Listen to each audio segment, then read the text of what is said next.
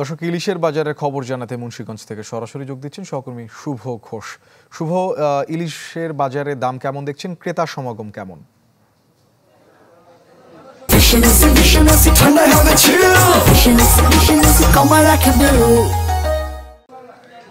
আসলে শোভন, ইলিশের বাজারে ইলিশের প্রতি ক্রেতাদের একটি বাড়তি আকর্ষণ সবসময় থাকে। তবে এখন পর্যন্ত বাজার ঘুরে যেটি দেখা গেছে, আসলে বাজারে ইলিশের সরবরাহের কোনো ঘাটতি না থাকলেও দাম কিন্তু এখন পর্যন্ত নিয়ন্ত্রণে আসেনি। আজকে সকাল থেকে ইলিশের বাজারে আমরা দেখেছি যে ছোট আকারের যেসব ইলিশ রয়েছে 400 থেকে 500 গ্রাম ওজনের, সেই সব ইলিশ কিন্তু এখানে 700 থেকে 750, 800 টাকায় বিক্রি হচ্ছে। এছাড়া মাঝারি আকারের যেসব ইলিশ রয়েছে 800 থেকে 900 গ্রাম ওজনের, সেসব ইলিশ কিন্তু বাজারে দেখা যাচ্ছে যে আজকে 1100 থেকে 1200 টাকায় বিক্রি হচ্ছে। এছাড়া 1 কেজির উপরে যেসব ইলিশ রয়েছে সেসব বড় আকারের ইলিশ কিন্তু বাজারে আজকে দেখা গেল যে 1600-1700 টাকা থেকে শুরু করে 1800-1900 টাকা, এবং একেবারে বড় যেগুলো 1 থেকে 1.5 কেজি ওজনের সেগুলো কিন্তু 2200 থেকে 2500 টাকা কেজি দরে বিক্রি হচ্ছে। বিক্রেতারা বলছে বাজারে কিন্তু ইলিশের যে সরবরাহ সেটি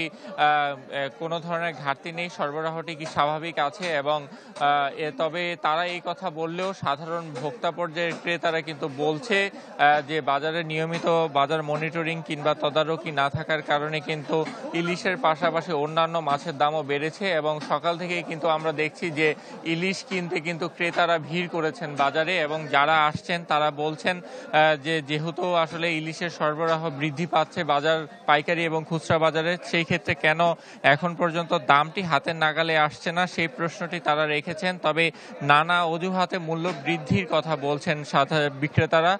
তবে সাধারণ ক্রেতারা দ্রুত বাজার মনিটরিং এর তাগিদ দিয়েছেন। তারা বলছে যেহেতু বাজারে ইলিশের সরবরাহ বৃদ্ধি পাচ্ছে তাই দামটাও অনেকটা হাতের নাগালে আসা উচিত। এবং সব মিলিয়ে বাজারে ইলিশের যে সরবরাহ আমরা দেখছি, সব ধরনের ইলিশের দামই কিন্তু বেশ অনেকটা চড়া। এবং বিক্রেতারা বলছে যে আসলে অন্যান্য যে প্রভাব দাম মূল্য বৃদ্ধির পেছনে সেটি যদি কমে আসে তাহলে হয়তো দামটি সপ্তাহের ব্যবধানে আরো কিছুটা হাতের নাগালে চলে আসবে।